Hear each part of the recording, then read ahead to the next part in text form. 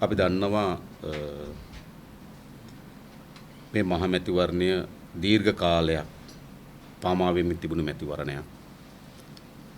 මාර්තු මාසයේ 2 වෙනිදා පාර්ලිමේන්තු විසිරුවේ හැරියට පසුව ඇති වී තිබුණු කොවිඩ් වසංගත තත්ත්වයේ හේතු කොටගෙන අප්‍රේල් 25 මැතිවරණය තියන්න දින නියම කොට තිබුණත් අප්‍රේල් මාසයේ 25 වෙනිදාට මැතිවරණ තියන්න හැකියාවක් ලැබුණේ නැහැ. එය ජුනි මාසයේ 20 දක්වා කල් ගිහිල්ලා නැවත අගෝස්තු මාසයේ 5 වෙනිදා දක්වා කල් ගියා. ඒ නිසා මම හිතනවා දීර්ඝ මැතිවරණ කාල පරිච්ඡේදකින් පසුව තමයි මේ මැතිවරණය පවත්වනු ලැබුවේ. විශේෂයෙන්ම මේ මැතිවරණයේදී ජාතික ජනබලවේගයට 4,45,000කට ආසන්න ඡන්ද ප්‍රමාණයක් ලැබී තිබෙනවා. අපි මෙවැනි අසිරු තත්වයකදී අපි ගැන විශ්වාස තබමින් අපිට ඡන්ද ලබා දුන් හැම ඡන්දදායකෙක් පිළිබඳවම අපිට සහාය ලබා දුන් හැම කෙනෙක් පිළිබඳවම අපි බෙහෙවින්ම කෘතඥතාවය අපේ ස්තුතිය අපි ප්‍රකාශ කරන පළමු කොටම. ඒ වගේම මේ මැතිවරණය අප්‍රේල් මාසයේ 25 පැවැත්වුණා නම් මා හිතනවා වෙනස් ව්‍යසනකාරී තත්වයක් අපේ රටේ මතුවේ හැකි වෙ තිබුණා. නමුත් මැතිවරණ කොමිසම ඡන්දයකට වඩා රටේ මිනිස් ජීවිත වැදගත් යයි කල්පනා කරමින් බලයට වඩා රටේ මිනිස් ජීවිත වැදගත් යයි කල්පනා කරමින් මේ මැතිවරණය කොවිඩ් වසංගතයේ යම් පාලිත තත්වයක් එන තෙක් කල් දැමීමත් ඒ වගේම මැතිවරණ ක්‍රියාවලිය මෙහෙයවීමේදී සැලකිය යුතු සාධාරණත්වයක් ඉටු කිරීම සඳහා දරන ලද ප්‍රයත්න පිළිබඳවත් අපි මැතිවරණ කොමිසමට ස්තුතිවන්ත වෙනවා. ඒ වගේම මේ ප්‍රතිඵලය ලබා ගැනීම වෙනුවෙන් අපි දන්නවා අපේ ජාතික ජනබලවේගයේ නායක මණ්ඩලයන්ගේ සිට පහළ සමාජිකයා දක්වා සියලු දෙනා ඉතාමත් වෙහෙසකර ධෛර්ය සම්පන්න මැතිවරණ ව්‍යාපාරකයේ යෙදුණා. කෙන්ගෙට යමින් පුරවැසියන් දැනුවත් කරමින් කුඩා ජනහමු පවත්වමින් ගම් සිසාර ඇවිදිමින් මේ මැතිවරණ ව්‍යාපාරය සඳහා අපේ ජාතික ජනබලවේගයේ නායක මණ්ඩලවල සිට පහළ සමාජිකයන් දක්වා කටයුතු කරා. ඉතින් අපි ඔවුන්ටත් බෙහෙවින් ස්තුතිවන්ත වෙනවා සාර්ථක මැතිවරණ ව්‍යාපාරයක් පැවැත්වීම වෙනුවෙන් දක්වන ලද දායකත්වයට. මේ ප්‍රතිඵල දෙස බැලුවොත් ඔබ දන්නවා යම් පසුබෑමක් අපේ ප්‍රතිඵලවල දක්වනු ලැබෙනවා. විශේෂයෙන්ම 2015 මහා මැතිවරණත් එක්ක සංසන්දනය කරනකොට ඡන්ද ප්‍රමාණය අඩුවීම විශාල නොවුනත් නමුත් മന്ത്രിවරු සංඛ්‍යාව 2015 අපි නියෝජනය කරා නම් 6 දෙනෙක් අද ඒක 3 දෙනා දක්වා අඩු වී තිබෙනවා. ඒ වගේම පසුගිය ජනාධිපතිවරණය හා සංසන්දනය කරනකොට යම් ඡන්ද ප්‍රමාණයක වැඩිවීමක් තිබෙනවා. නමුත් ඒ කිසිසේත්ම මහා මැතිවරණයකදී අපි අපේක්ෂා කරන ලද ප්‍රතිඵලය නෙවෙයි. ඊට වඩා අඩු වැඩිවීමක් තමයි ජනාධිපතිවරණය හා සංසන්දනය කරලා බලන විට තිබෙන්නේ. ඒ නිසා මේ ප්‍රතිඵලය අපිට සෑහීමකටපත් වේ හැකි ප්‍රතිඵලයක් නොවේ. නමුත් ජනතාව අප කෙරේ තබා තිබෙන විශ්වාසය, ඡන්දේදී තබා තිබෙන විශ්වාසය මෙය ලෙස අපි පිළිගන්නවා. මොකද ඒකනේ දැන් ඡන්ද ප්‍රතිඵලයට නිකුත් වෙලා තිබෙන්නේ. කෙසේ වුවත් ජාතික ජනබලවේගයේ අපිට තිබෙන විශාල අරමුණ. ඒ අරමුණ තමයි මේ විනාශකාරීත්වය සඳහා කරා කැඳවාගෙන යන අපේ රටත් අතිශය පීඩාවන්ට මුහුණ දී තිබෙන අපේ ජනතාවත් එයින් ගලවා ගනිමින් ඔවුන්ට අවශ්‍ය වෙන නිදහස, ප්‍රජාතන්ත්‍රවාදය, සංවර්ධනයේ ප්‍රතිලාභ ලබා දීම සඳහා වූ දැක්මක් සහ වැඩපිළිවෙලක් තිබෙනවා. ඒ වැඩපිළිවෙල ප්‍රධාන වශයෙන් ගත්තොත් ආර්ථිකමය ලෙස මේ රට ගොඩනැංවීම සඳහා වූ වැඩපිළිවෙලක් අපි ඉදිරිපත් කර තිබෙනවා. ඒ වගේම දේශපාලන සංස්කෘතිය මේ ඉතාමත් වැහැරුණු කඩාවැටුණු දේශපාලන සංස්කෘතිය වෙනුවට යහපත් දේශපාලන සංස්කෘතියක් ඉටු කිරීමේ ඇති කිරීමේ වමනාවක් අපිට තිබෙනවා. ඒක අපේ ප්‍රධාන අරමුණ. ඒ වගේම අපි දන්නා අපේ රටේ ප්‍රජාතන්ත්‍රවාදය, නිදහස, මානව විභවං ශක්තිමත් කොට පවත්වාගෙන යාම සඳහා අවශ්‍ය වෙන අරමුණක් අපිට තිබෙනවා. මේ අරමුණු කේන්ද්‍ර කරගෙන ප්‍රතිපත්ති සමුදාය අපි මැතිවරණ විශේෂම ජනාධිපතිවරණට අපි ඉදිරිපත් කරා. එම ප්‍රතිපත්තියෙන් එක්ක විශාල සංවාදයක් අපි මේ රටේ ජනතාවත් එක්ක එළඹිලා තිබෙනවා. ඒ නිසා අපිට අහුම්කන් දුන්නු, අපිට සවන් දුන්නු බොහෝ පිරිසක් ඉන්නවා. නමුත් අපි දන්නවා ඒ හැමදෙනා හැම කෙනෙක්ම ඡන්දයක් බවට තවමත් පරිවර්තන වෙලා නැහැ. ඒ නිසා ඡන්ද ප්‍රමාණය පසුබෑම තිබුණත් අපි මේ රටේ ජනතාවට අවධාරණය කරන්නේ මේ රට ගොඩනැගීමත් ජනතාව මුහුණ දී තිබෙන අර්බුදයන්ගෙන් ඉදිරියට අර්බුදයන්ගෙන් මුදවා ගැනීමත් ඒකායන මාවත වැටී තිබෙන්නේ අප විසින් ඉදිරිපත් කරන ප්‍රතිපත්තීන් සහ අපේ අරමුණ මත පමණක් බව අපි විශ්වාස කරනවා. කෙසේ වුවත් ජනතාව අපිට පාර්ලිමේන්තු නියෝජන ලබා දීලා තිබෙන්නේ 3කට ආසන්න නියෝජනයක් තමයි 3ක් අපිට ලබා දී තිබෙන්නේ. ඒ වගේම විශේෂයෙන්ම ආණ්ඩුවට මා හිතන්නේ පසුගිය නොවැම්බර් මාසේ 16 වෙනිදා ආණ්ඩුව බලයට පත් වෙලා දැන් මාස 9කට ආසන්න කාලයක් ගත වෙමින් තිබෙනවා. මේ මාස 9 පුරාවටම ආණ්ඩුව විශ්‍රාම වැටුප් කප්පාදු කරනකොට එහෙම නැත්නම් ගොවියන්ට පොහොර හිගයක් මතු වෙනකොට එහෙම නැත්නම් රැකියාව උත්පාදනය කරන්න බැරි වෙනකොට රටට ගෙනාපු ප්‍රධාන තර්කය තමයි විශේෂ වංචනිකයන්ට දඬුවම් දීම පිළිබඳ ප්‍රශ්නයේදී පවා ආණ්ඩුව රටට ඉදිරිපත් කළ ප්‍රධාන තර්කය තමයි ඔවුන්ට එය ක්‍රියාත්මක කිරීම සඳහා වූ බලයක් නොමැති බව. ඒ නිසා ඔවුන්ගේ ප්‍රධානම සටන් පාඨය බවට පත් වී තිබුණේ මෙම මැතිවරණයේදී 3/2ක බලයක් ඕන පසුගිය ජනාධිපතිවරණවල දෙන ලද එකඟතාවයන් පොරොන්දු ඉදිරියට ක්‍රියාත්මක කිරීම සඳහා මා හිතනවා ජනතාව ඒ ජනවරම මේ ආණ්ඩුවට ලබා දී තිබෙනවා.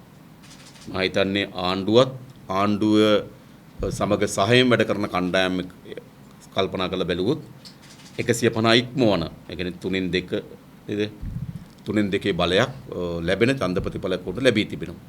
ඒ නිසා මම හිතන්නේ තවදුරටත් ගෝඨාභය ජනාධිපතිතුමාට හෝ මම හිතනවා අගමැති මහින්ද රාජපක්ෂ මහත්මයා කියලා නේද?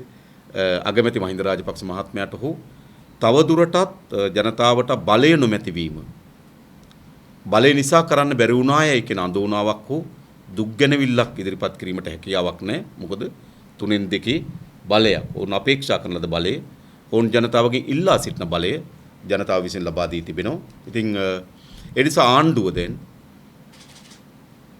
ඉදිරියේදී මේ ජනතාවට දෙන ලද එකඟතාවයන් ජනතාවට දෙන ලද පොරොන්දු ඉටු කිරීම තමයි ආණ්ඩුවේ වගකීම කියලා අපි කල්පනා කරනවා. විශේෂයෙන්ම ආණ්ඩුව නව ආණ්ඩු ක්‍රම ව්‍යවස්ථාවක් පිළිබඳ විශාල සාකච්ඡාවක් ඇති කරා. නමුත් කොතනකවත් එම ආණ්ඩු ක්‍රම ව්‍යවස්ථාවේ අඩංගුව මොකක්ද? එය ප්‍රජාතන්ත්‍රවාදයේ ශක්තිමත් කිරීමේ දිශාවටද, මානවිකම් පුළුල් කිරීමේ දිශාවටද, ප්‍රජාතන්ත්‍රවාදයේ තවත් ඇකිලීමේ දිශාවටද, යම් ව්‍යවස්ථාපිත ඒකාධිපතිත්වයක් දිශාවටද කියන කරුණු මුකුත් ඉදිරිපත් කරේ නැහැ. නමුත් අපි අපේක්ෂා කරනවා අපිත් හිතන 1978 ආණ්ඩු ක්‍රම ව්‍යවස්ථාව යල්පැනු ව්‍යවස්ථාවක්. ඒකට සංශෝධන 19ක් ඇති වී තිබෙනවා. ඒ 19 තුලම ඒ නිශ්චිත මොහොතයන්ගේ තිබෙන බල වුවමනාවන් ගැබ්වී තිබෙනවා. ප්‍රජාතන්ත්‍රවාදී සඳහා යහපත් ප්‍රතිසංස්කරණ තිබුණා වගේම. ඒ නිසා අපි විශ්වාස කරන ආණ්ඩු ක්‍රම ව්‍යවස්ථාවක් අවශ්‍යයි. ඒ ප්‍රජාතන්ත්‍රවාදී ශක්තිමත් කරන, මානව හිමිකම් ශක්තිමත් කරන, පුරවැසියන්ගේ නිදහස තවත් ශක්තිමත් කරන දිශාවට යන ව්‍යවස්ථාවක් කරේ සලකා බැලීමට අපි සූදානම්. ඒ නිසා මා හිතනවා ආණ්ඩුව දැන් ව්‍යවස්ථාව පිළිබඳ ප්‍රධාන කරුණු ගණනාවක් කියපු නිසා ඒ ව්‍යවස්ථාව කවරාකාරී ව්‍යවස්ථාවද යාරමුණු කුමක්ද කියලා රටේ ජනතාවට ඉදිරිපත් වෙයි කියන විශ්වාසක අපිට තිබෙනවා. ඒ පාර්ලිමේන්තුවේ ඉදිරිපත් කරයි කියලා අපි බලාපොරොත්තුවක් තිබෙනවා.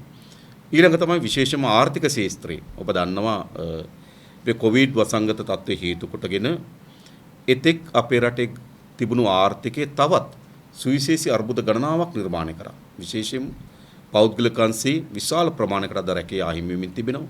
ඒ වගේ විශාල ප්‍රමාණයක රැකියාවක් අප්පාදුකට භාජන වී තිබෙනවා. රාජ්‍ය සේවය ගත්තොත් මම හිතන්නේ අතිකාල වැනි විශාල කප්පාදුකට ඇවිල්ලා තිබෙන රාජ්‍ය සේවකගේ වැටුප්පතේ ඒ වගේම අලුතෙන් තරුණ තරුණීන්ට රැකියාව උත්පාදනය කිරීමේ ගැටලුවකට මුහුණ දී තිබෙනවා.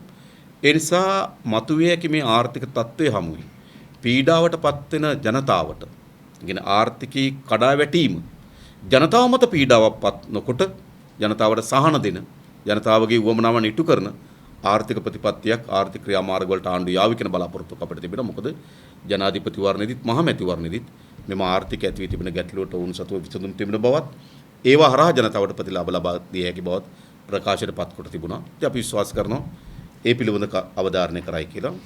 ඊළඟ විශේෂයෙන්ම මම හිතනවා අපේ රට ගොඩනැගීමේදී වැදගත් සාධකයක් තමයි නීතියේ විධානයේ ආධිපත්‍ය තහවුරු කිරීම. ඒ කියන්නේ ධනය බලය තියන අයට නීති එක ආකාරයකට, දුප්පත් දුබල අයට නීතිය තව ආකාරයකට ක්‍රියාත්මක කරන වෙනුවට සියලු ජනතාවට සාධාරණ නීතියක් ඉටු කිරීම පිළිබඳ එකඟතාවයකට මම හිතන්නේ ජනාධිපතිවරණේ ප්‍රධාන සටන් පාඨ බවට පත් උනේ එක නීතියක් එක රටක් හැම දිනකටම පොදුවේ නීතිය ක්‍රියාත්මක කරන රාජ්‍යයක් නිර්මාණය කරනවා කියලා. ඉතින් අපි මේ දැසත් බලාගෙන ඉන්නවා. ඒ නිසා මම හිතනවා අපේ පැත්තෙන් ගත්තොත් මේ ප්‍රතිඵලයේ දිස අපි බලමින් ඒව නැවත විශ්ලේෂණය කරමින් අපි කොයි ප්‍රදේශද අපේ ආවරණය කරගත් යුතු ප්‍රදේශ මොනවද අපි තව සංවර්ධනය කර යුතු කලාප මේ පිළිවෙල සැලකිල්ලක් කරලා ඉදිරි තාමත් ශක්තිමත් වැඩපිළිවෙලක් කරා යලි ජනතාව වෙත යාම අදිස්ථානය අපි කිසිසේත්ම අත්තරින්නේ නැහැ කියලා අපි මේ රටේ ජනතාවට පොරොන්දුවක් දෙනවා. මොකද අපි හිතනවා ඒ පොරොන්දු සහ ප්‍රතිපත්ති මාලාව පමණයි මේ රටේ ජනතාව ගොඩනගා ගත හැකි මේ රට ආරක්ෂා කළ ගත හැකි වැඩපිළිවෙල කියලා අපි කල්පනා කරනවා. ඉතින් මේ කරුණු කීපය තමයි ඔබට ඉදිරිපත් කරන්න තිබුණේ. ඊට අමතරව ඔබට මම හිතනවා ප්‍රශ්න ගොඩක් තියෙන පුළුවන් නිසා නේද? ප්‍රශ්න වලට අවස්ථාව දෙනවා.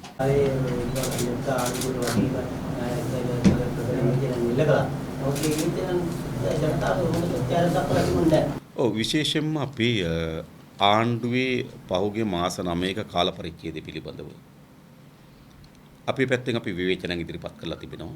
මම හිතනවා ඒවා සැලකියුතු ප්‍රමාණයකින් සමාජගත වෙලා තිබෙනවා. ඒත් ජනතාව පැත්තෙන් කල්පනා කරන්න ඇති ජනාධිපතිවරයෙක් දැන් තෝරාපත් කරගෙන තිබෙනවා.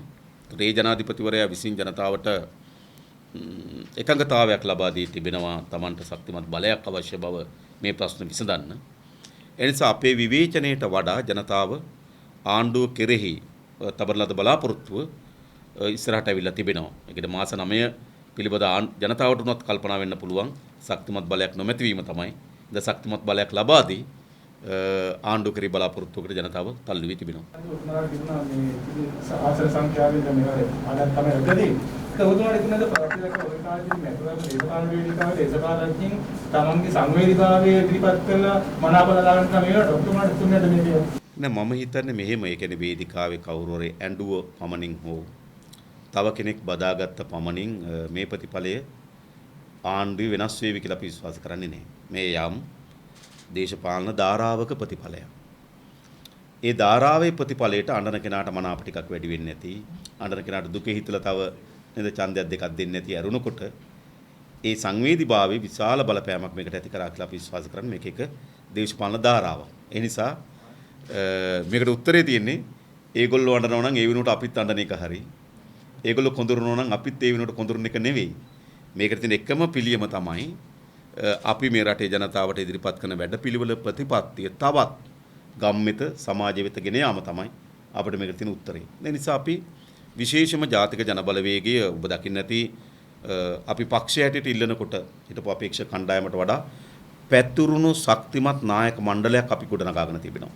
ඔබ දැක්කොත් අපේ කොළඹ දිස්ත්‍රික්කයේ ලැයිස්තු ගත්තොත් මා හිතනවා සෑම ලැයිස්තුවත් එක්කම සංසන්දනය කරලා බැලුවොත් ඉතාමත් උඩින් හිටපු කණ්ඩායම. ඒ නිසා අපි විශාල නායක මණ්ඩලයක් ගොඩනගාගෙන තිබෙනවා. ඒ නිසා මේ අය හෙට සිට අත්තරන ව්‍යායාමයක් නොවේ.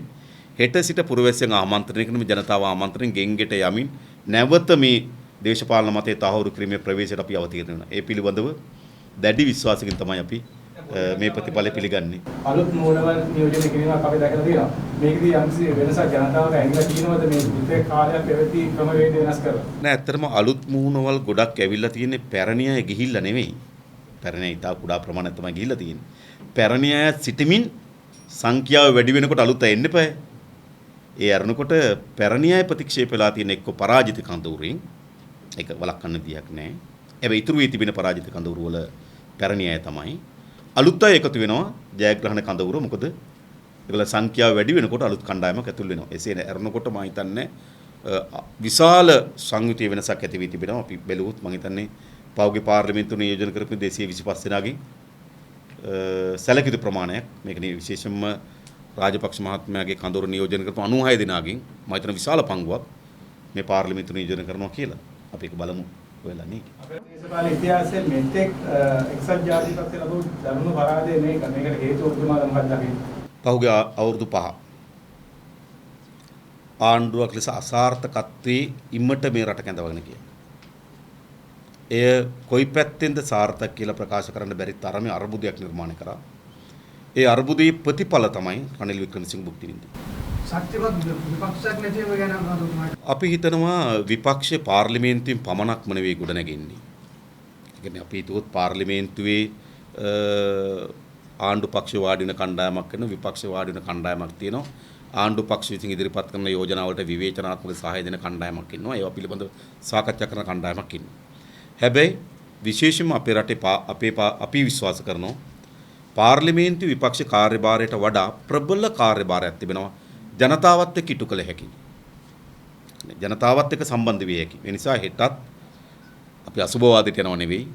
හැබැයි කුෂ්කර්මාන්තයේ ගොවි ජනතාව මුහුණ දෙන ගැටලු වලට විසඳුම් ලබා නොදෙන්නේ නම් එතන විපක්ෂ කාර්යභාරයක් තියෙන ගොවි ජනතාවත් එක්ක. අද අපේ රටේ රැකියා විරහිත තරුණයන්ට රැකියා අහිමි වෙන තරුණයන්ට විසඳුමක් ලබා දෙන්නේ නොදෙන්නේ නම් ඔවුන් එක්කත් අපිට විපක්ෂ කාර්යභාරයක් ඉතුරු වී තිබෙනවා.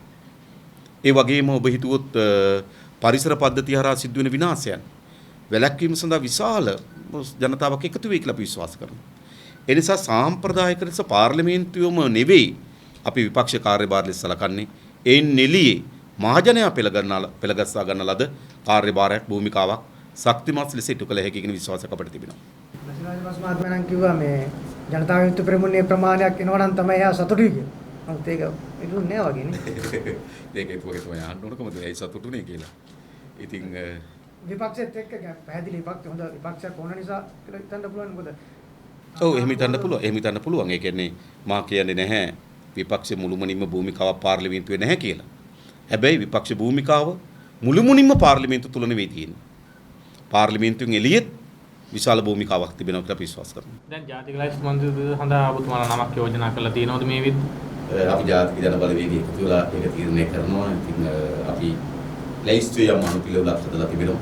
ඒ අනුපිළිවෙලට අපිට ඒ වගේ ජනතාව රජයෙන් ලබා දුන්නේ තුලින් දෙකේ වරණයක් එක්ක දැන් විදේශී මැතිවරණ ක්‍රමවේදය කියන්නේ ආණ්ඩුවේ ව්‍යවස්ථාව වෙනස් වෙවි කියලා බලාපොරොත්තු නැහැ. මොකද ඔබතුමාලා මොනම යෝජනාවල පිළිපත් කරනවා. එකක් තමයි ආණ්ඩු ව්‍යවස්ථාව පාර්ලිමේන්තුවේ තුනෙන් දෙක විතර ප්‍රමාණවත් නැහැ. අනිවාර්යෙන් ජනමත විචාරණයට යා යුතුයි. මොකද 1978 ආණ්ඩු ව්‍යවස්ථාව පරිච්ඡින්න කොට කරන්න නම් පාර්ලිමේන්තුවේ තුනෙන් දෙකක් සහ ජනමත විචාරණයක් අවශ්‍යයි.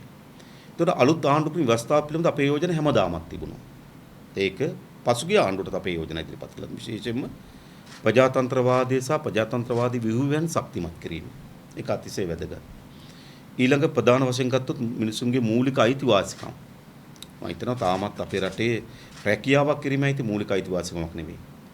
ආණ්ඩුවක් විසින් දරුවෙකුට අධ්‍යාපනය ලබා දීම මූලික අයිතිවාසිකමක් නෙවෙයි. Tamanට රජයේ රෝහලකට ගියපුවාම බෙහෙත් ලබා දීම මූලික අයිතිවාසිකමක් නෙවෙයි. ඒ නිසා මේ පුරවැසියන්ගේ මූලික අවශ්‍යතා ආණ්ඩු ව්‍යවස්ථාව තුළ මූලික අයිතිවාසිකම් බවට පත් විය යුතු කියලා අපි කල්පනා කරනවා. ඒ වගේම මානව හිමිකම් ශක්තිමත් දිශාවට අපි කල්පනා කරනවා. ඒ නිසා ප්‍රජාතන්ත්‍රවාදයේ මානව හිමිකම් මූලික අයිතිවාසිකම් ශක්තිමත් වෙන. ඒ වගේම රටේ ස්ථාවරභාවය ආරක්ෂා වෙන නව ආණ්ඩු ව්‍යවස්ථාවක් අවශ්‍යයි. ඒ පිළිබඳව අපි හැමදාම මගේ 1978 ඉඳන්ම අපි අරගලේ හිටිය ආණ්ඩු ව්‍යවස්ථාව පිළිබඳව. අධිපසෙන් ලැබුණ මේ පාඩියත් එක්ක රනිල් වික්‍රමසිංහ මහත්මයා තවත් ඉන්දෝනි කියලා ඔබතුමාලා විශ්වාස කරනවා. රනිල් වික්‍රමසිංහ දේශපාලනේ යන්න යා යුතු කාලෙක දැන් ගොඩාක් කල්පනා. ඒ වගේම මේ ඔබතුමාලා කියපු ජීවත් වෙන කොරෝනාව එක්කත් හිතවාදී උත්තරයක් අනුගමනය කරන ගුණය වගේ බුද්ධ අපේ හිතුවේ ඒ ආකාරයෙන් වේදනයට උදාහරණුණා. ඔබතුමාලත් මේ නමක් හදලා දෙන්න මේ රතුවල් පෙටියක් කියලා මොකක්ද මේ ඔබතුමාලා එහෙම නෑ මම හිතන්නේ පසුගිය රූපවාහිනී සංවාද තුලත් සමාජය තුලත් අපි ඒ කියන්නේ අපිට ටිකක් මහන්සි වෙන තරමට ඒ ප්‍රශ්නට අපි පිළිතුරු ලබා දී තිබෙනවා. අපි කිසිදු රනිල් වික්‍රමසිංහට එක්සත් ජාතික පක්ෂයට ඍජුව හෝ වක්‍රව දායකත්ව සැපීමේ ක්‍රියාමාර්ග කරගෙන නැහැ. අපි ගනු ලබ හැම ක්‍රියාමාර්ගයක්ම රටත් ජනතාවත් රටේ ප්‍රජාතන්ත්‍රවාදීන් තීන්දුවක් තියෙනවා. ඒ තීන්දුව ගැනීම කණ්ඩායම් දෙකකින් එකකට බලපාන එක වළක්වන්න බෑ. ඒක තමයි ස්වභාවය. නමුත් ඔබ දන්නවා පහුගිය දේශපාලන බෙදීම් ඇතුළේ එක කණ්ඩායමකට පුළුවන් වුණා විශාල ප්‍රබන්ධයක් නිර්මාණය කරන්න.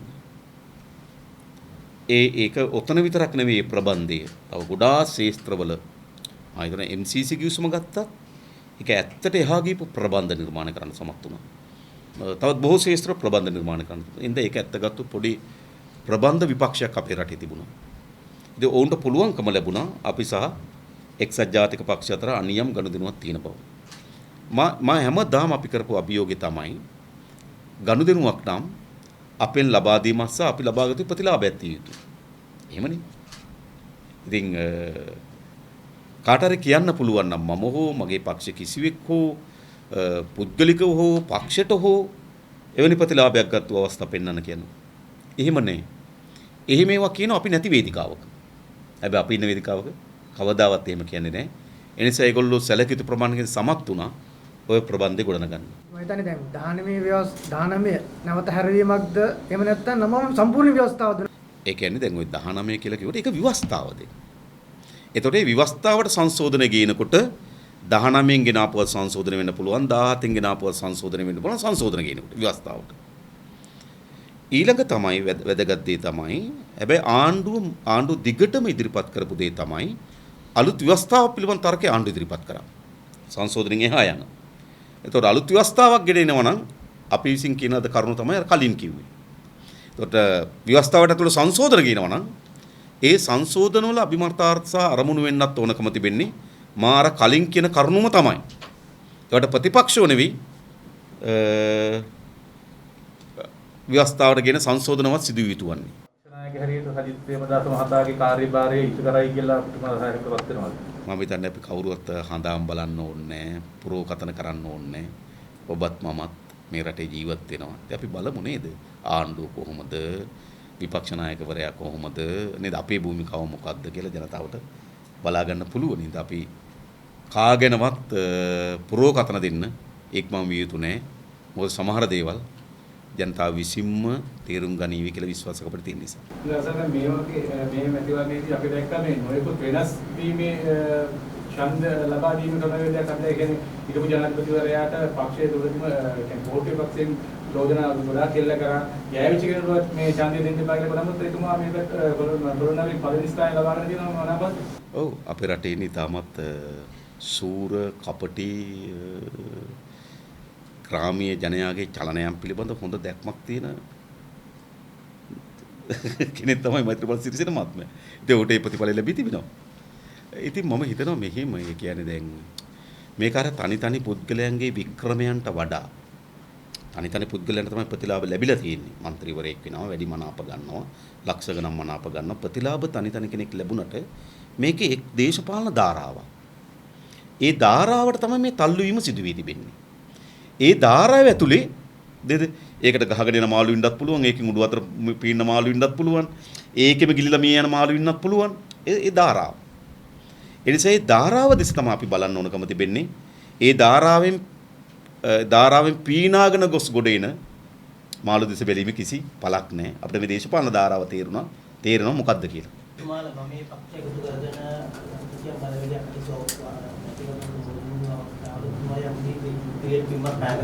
දැන් මේවර උතුමාලා එහෙම මේ පක්ෂ එකතු වුණා කියලා මේ පක්ෂයක යම් තරමකට බයයි තියෙන. ඉතින් ගමේ බලවේග තියෙන පක්ෂ පාර්ශ්වයෙන් අපි හැම ඉන්නවා කිව්වට ජනතාවට දැනුන්නේ නැහැ. උතුමාලගේ ජනතාවට කරුණු කරමයි ඒක නෙවෙයි. නෑ ඒක වැරදි. එකක් තමයි අපි ජාතික ජන බලවේගයේ ගොඩනගලා අවුරුද්දකට ආසන්න කාලයක් වෙනවා දැන්. ඒ කාලය තුළ ආවෙම මැතිවරණ දෙකක්. එකක් ජනාධිපතිවරණේ, ඒක අවසන් වූ වහාම කෙටි කාලෙන් කොවිඩ් වසංගතේ නැවත මහ මැතිවරණ.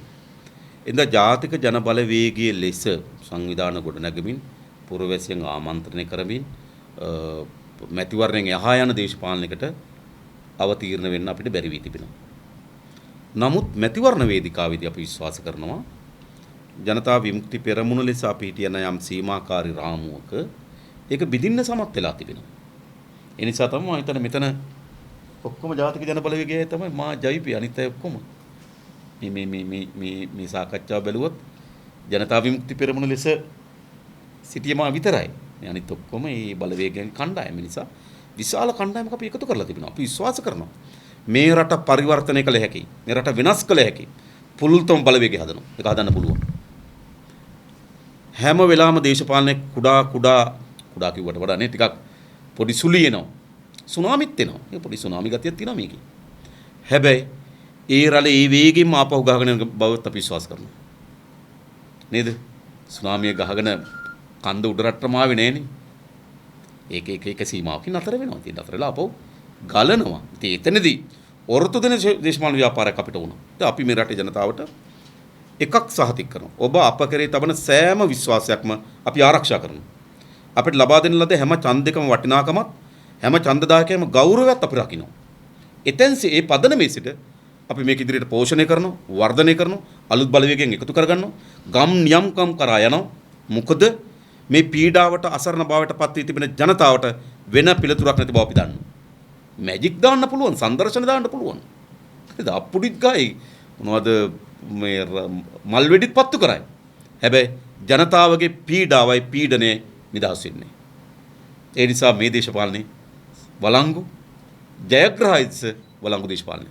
සීනුවෙන් පරිවර්තනය වෙලා මාලිමාවටම ඡන්ද අඩු වීම ජනතා විමුක්ති කරනවා මොකද? මම හිතන්නේ ඒක කිසි බලපෑමක් නැහැ කියලා. ඡන්ද අඩු වීම පැහැදිලි අඩුවක් තියෙන කොළඹ දිස්ත්‍රික්කයේ පහ. ඔව් නමුත් ඒක මේ ලකුණු මාරු කිරීම හෝ ජයිපේ ජාතික ජන බලවේගයේ බවට පත් වීම නෙවෙයි කියන අපි විශ්වාස කරනවා. ලකුණ පැටලිලා අපිට කෙනෙක් ඡන්දෙ නොදීන්නේ නැහැ. මොකද ජාතික ජන බලවේගයට ඡන්දයක් දෙන්න තීන්දුවක් ගන්නවා. තීන්දුවක් ගන්න කෙනාට ලකුණු හොයාගන්න එක අමාරු නෑ. එනිසා ඒකේ බලපෑමක් නෑ. ඒ කියන්නේ මේ ඉදිරියට මේ සීනුව නෙමෙයි සංකේතය වෙන්නේ මාලිමාවට. ජාතික ජන බලවේගයේ ලකුණ මාලිමාව, ජනතා විමුක්ති පෙරමුණ ලකුණ සීනුව. ඉතින් අපි එක් එක් මැතිවරණයට අනුරූප වුණ පරිදි තරඟ වදින්නේ කොහොමද කියලා අපි තීරණය කරනවා. ඒක ජාතික ජන බලවේගයේ නායක මණ්ඩලයන් අතර ගැන සාකච්ඡා අනුව තමයි ඒක තීන්දුව. දැන් ඔය වගේ මේ කොළඹ සහ පුත්තලම තවත් කීප දිස්ත්‍රික්කවල මනාප එළිය දෙන්න ප්‍රමාද වුණා. මේකේ යම්සි කොන්ත්‍රෝල් ජීමාදයක් කියලා දුරුපාරගෙන මම විශ්වාස කරන්නේ නැහැ ඒක. ඒ කියන්නේ අපේ රටේ පෙට්ටියට වැටෙන සෑම ඡන්දයක්ම නියමාකාරයෙන් ගණන් කරනවා. එහෙනම් අපි මේ බොරුවට යන්න ඕනේ නැහැ. හැබැයි ඉතින් ලක්ෂ ගණන් කරනකොට ස්වභාවිකවම 100ක් 200ක් එහෙට මෙහෙට වෙන එක සාමාන්‍ය දෙයක්. මොකද නේද කෝටියකම නේද? ලක්ෂ 110ක් වගේ නේද? ලක්ෂ 110ක් වගේ ගණන් කරනකොට ඉතින් එවැනි කුඩා වෙනස්කම් වෙන්න පුළුවන්. එසේ නැතුව මම හිතන්නේ හිතාමතා. ඒ කියන්නේ ඡන්දවල මේ කතරේ අනිත් ඒවට ගහන ඒවා මම දැක සමහර අය කියනවා තව කෙනෙකුට කතරේ ගහලා තියෙනවා, පෙට්ටි මාරු කරනවා, ඒව වෙන්නේ නැහැ කියලා. ඡන්ද පෙට්ටියට ඔබ කතරේ ගසා තියෙන මොන ආකාරයකටද ඒ ආකාරයට ප්‍රතිඵල ලැබෙනවා. නමුත් ඡන්ද පෙට්ටියට කතරේ ගහන්න බලපාන්නේ මොනවද කියලා ඇහුවොත් ඒකට වෙනස්කම් ගොඩක් තියෙනවා. ඒ වැටසේ ඡන්දේ තමයි ගණන් කරන්නේ. වගේම නවරම තුනන්නේ දැන් තමයි මේ ඡන්ද භාවිතය. ඔව්. අනිවාර්යයෙන්ම මේ තිබුණා. ඒ වගේම ප්‍රතික්ෂේපිත ඡන්ද සංඛ්‍යාව. යම් වර්ධනයක් තියෙනවා. මේක උතුම දකින්න. ඇත්තටම ඡන්ද පාවිච්චි විශාල අඩුවීමක් නැහැ. 70ක වගේ ආසන ප්‍රමාණයක් තියෙන මහා මැතිවරණවල 70ත් 75ත් අතර තමයි තිබිලා තියෙන්නේ. ඉතින් විශේෂයෙන් ගත්තොත් මේ ජනාධිපති වරණත් එක්ක සංසන්දනය කරොත් අඩුවීමක් තියෙනවා. මහා මැතිවරණත් එක්ක සංසන්දනය කරොත් සාමාන්‍ය තත්ත්වයක් තමයි තියෙන්නේ. ඉතින් ප්‍රතික්ෂේප වීම